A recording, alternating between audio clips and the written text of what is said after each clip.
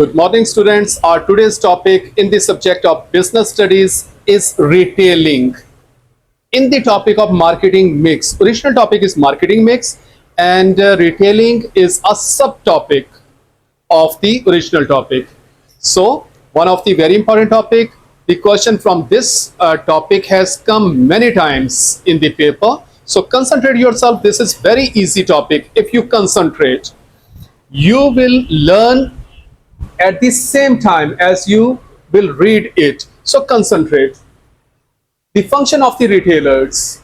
A retailer is a business which specializes in selling goods in small quantities to the consumers. So look now, in these small quantities, the wholesalers sell goods in large quantities, whereas the retailers sell goods in small quantities. For example, you have seen a lot of shops in your area, like the supermarket, like the departmental stores. So we go to the supermarket and ask them, I want to buy one Coke, one juice, one milk, two Lays. So they are selling goods in small quantities. So now we are going to read their functions. The first function is of them is buying. Definitely they buy the goods and after that they will sell them. So the first function is buying. A retailer buys a wide variety of the goods from different wholesalers. From one wholesaler, he purchases milks. From the second, he purchases cosmetics. From the third, he purchases stationery and up to so on. So he buys goods from different wholesalers. After estimating customers' demand, he selects the best merchandise from each wholesaler and bring all the goods under one roof. So he purchase from different wholesalers and bring the goods under one roof. That is his property. In this way, he performs the twin function of buying and assembling the goods. So this is the first function. Second is storage. Definitely he will buy the goods and definitely he has to store them. So this is the second function. A retailer maintains a ready stock of goods and displays them in his shop. The next function is selling. So after displaying in the cupboards, definitely the next function will be selling. The retailers sell goods in small quantities according to the demand and choice of the consumers. He employs efficient methods of selling to increase his sales turnover. The next function is grading and packing.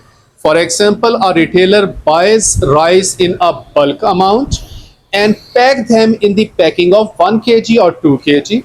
So this is another function of the retailers. So grading and packing. For example, whenever you go to some supermarkets, they say to you people, this is sir A grade rice, this is B grade rice. So they grade them and repack them. So look now, the retailers grades the goods which are not graded by manufacturers and wholesalers. He packs goods in small lots for the convenience of the customers or consumers. Next function of the retailers is risk bearing. Definitely when he invests a lot of money in purchasing different goods, definitely he is a risk bearer because he does not know either the goods will be sold in a day or two or in a month or 2 months. So that is not confirmed. So he invested a lot and took risk. So this is another function of the retailer. A retailer always keeps stock of goods in anticipation of the demand. He bears the risk of loss due to fire, theft, spoilage, price fluctuations, etc. So these are the factors which are not within his hand. So something can be theft, some goods can be spoiled, a price can be fluctuate in the market, a fire can took place in his store, and a loss can be occurred. So it means he is the risk bearer. Next function of the retailer is transportation. Retailers often carry goods from wholesalers and manufacturers to shops. So definitely he used transportation from for it. Definitely he has to carry the goods from the manufacturer or the wholesalers to his place. So he has to use the transportation. So this is another function of the retailer. Next is financing. Some retailers grant credit to customers and provide the facility of return or exchange of the goods. So this is another credit sale. So sometimes they sell goods on credit to the customers, and sometimes exchange, return or exchange policy is also adopted by them. In some cases, home delivery and after sales service are provided by the retailers. So it means he is actually financing for all these things. So this is another function of the retailers. Next function of the retailers is sales promotion. So definitely he promote his sales by using different kinds of the media. So a retailer displays goods. This is the first thing on which money is spent. He carries out publicity through shop decoration, window displays, etc. He maintains direct and personal contact with consumers. He persuades consumers to buy goods through personal selling. So, sales promotion is another function of the retailers. The next function is information. Retailers provide knowledge to the consumers, because sometimes you have seen a lot of times this thing also.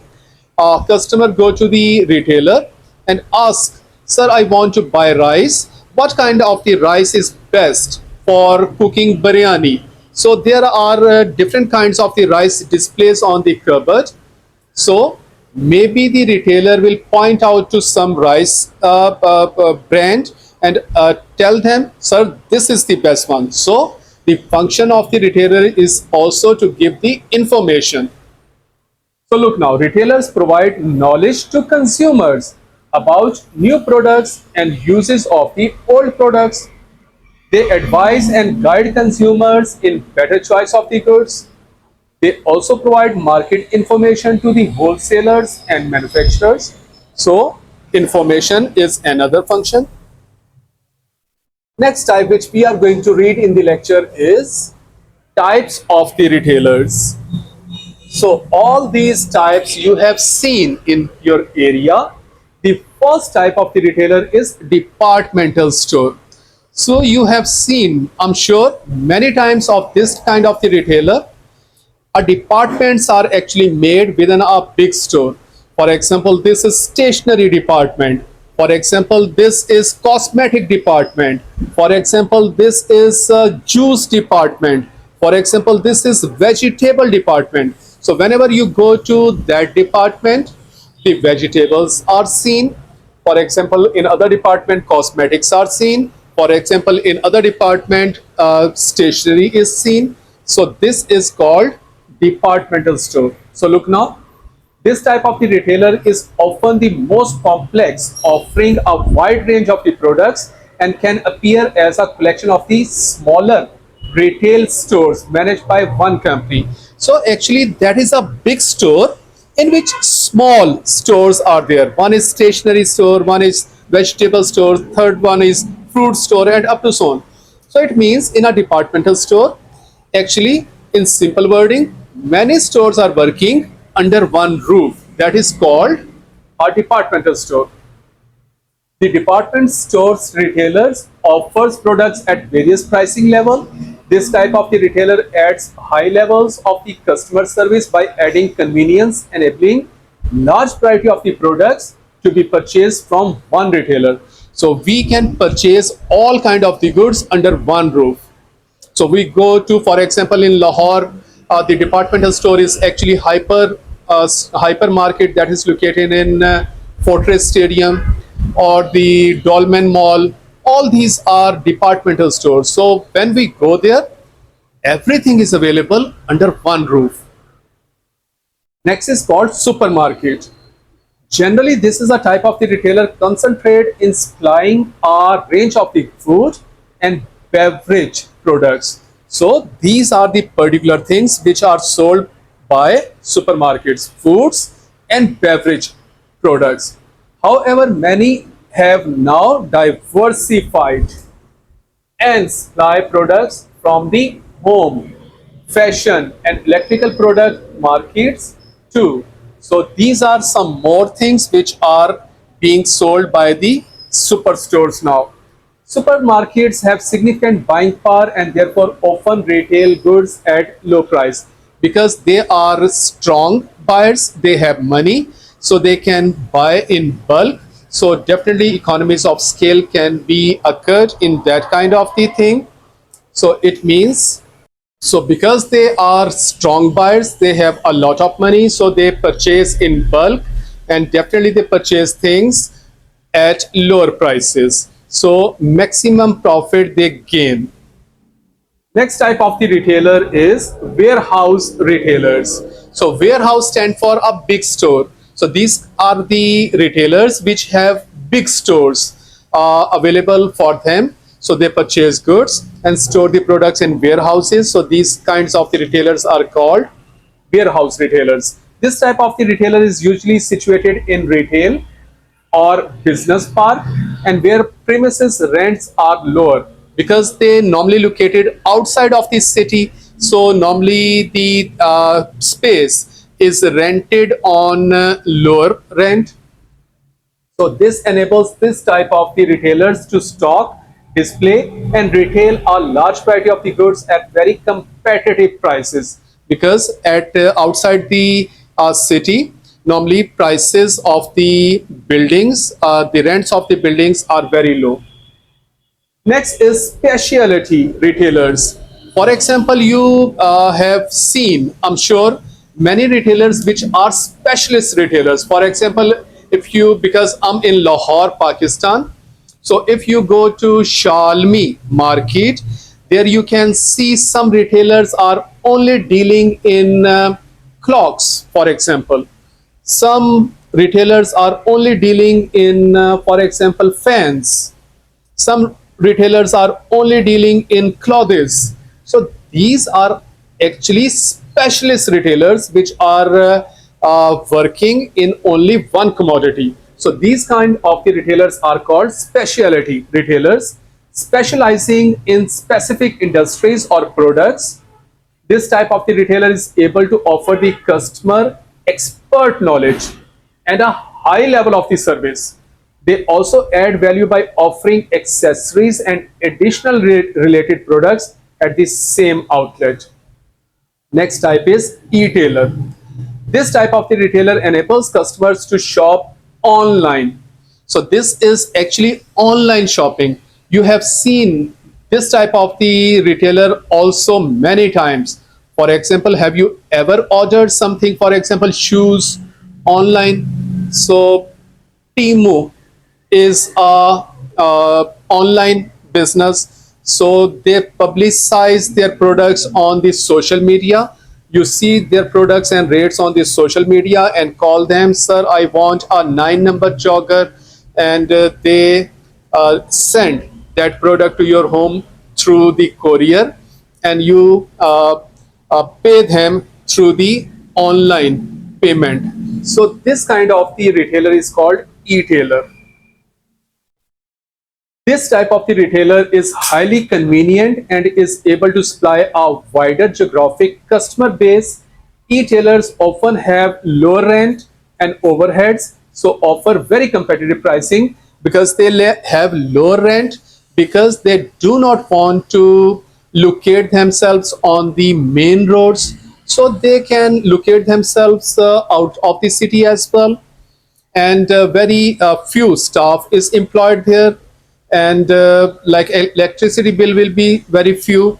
So because of these things, their total expenses are very low, so they normally sell goods on the competitive pricing. Competitive pricing stands for low pricing. Next type of the retailer is convenience retailer, usually located in the residential areas. Which type of the retailer offers a limited range of the products at premium prices due to added value of the convenience. So convenience retailers are actually the shops which are located very near to your home. So you come out of your home go to that shop and purchase the things.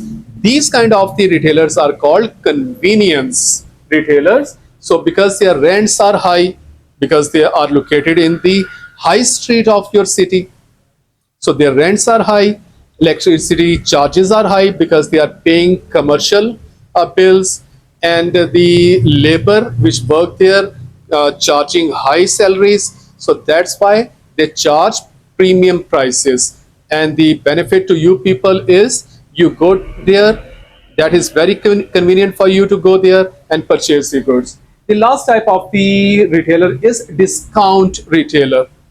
This type of the retailers offers a variety of the discounted products. They offer low prices on less fashionable brands, branded products from a range of the suppliers by reselling end of the line and return goods at discounted prices. So many companies are there. For example, in clothes there are a lot of brands are there. In shoes are also there. So the products which are difficult to sell, the products for these companies, they sell the products to some retailer at lower prices. So because the retailer purchase them at low prices, so he further sell them at discounted prices. So this is the thing which happened there. Final thing in the lecture is changes in retailing. So if you see 10 years before retailing and now the modern retailing, these kind of the things which have changed. Number one, choice. So now in retailing there is a lot of choices. 10 years or 20 years before, retailers were of the same kind, like soaps, like ordinary things were available in the retailers shops. But now you may purchase cosmetics, fashionable jeans, like gels, shampoos, stationery, fruit, every kind of thing.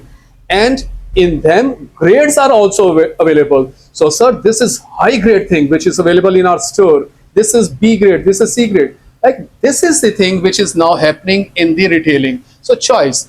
Many increases in the spending power means because the spending power of the customers is high, so that consumers can buy much wider range of the goods. Next is cost. One result of increases in spending power is that multiple retailers can take advantage of the economies of the scale. So because nowadays the retailers are buying the things in bulk. So when you purchase the things in bulk, normally discounted rates you obtain. So that's why you get economies of scale. Next is branding. Successful multiples have another important advantage over independents. Shops like Boots, so this is a shop, the chemist guarantees a certain quality of the service. So when you go to some good retailers, they assure you, they guarantee you of the quality of the product. For example, in Lahore, whenever you go to the Hyperstar or the Mega Mall or the Dolman Mall, they guarantee the quality of the product.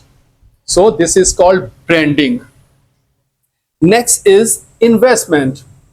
Linked to this quality of the service has been investment by the successful multiples. So it means the simple words is nowadays the retailers are actually investing a lot, but in the past no huge investment was there because retail shops were small, but now the retail shops are very big and huge and a variety of goods are sold through the retailers. So the investment they made is of huge amount. Next is location. Okay, location stands for, if you go 10 years or 20 years before, the retailers were normally available near to your home. You go outside of your home and the retailers were there.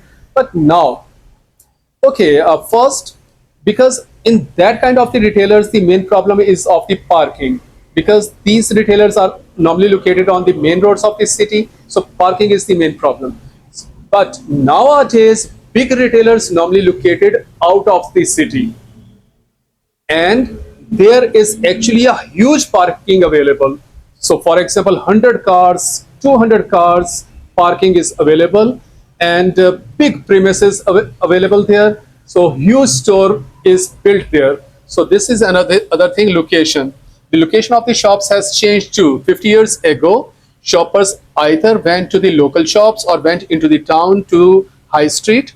Today, the local shops and the high street are still busy, but a lot of the business has also gone to new out of the town shopping development. The great advantage to the retailer of out of the town development is that cost of the land is much cheaper. This is one advantage.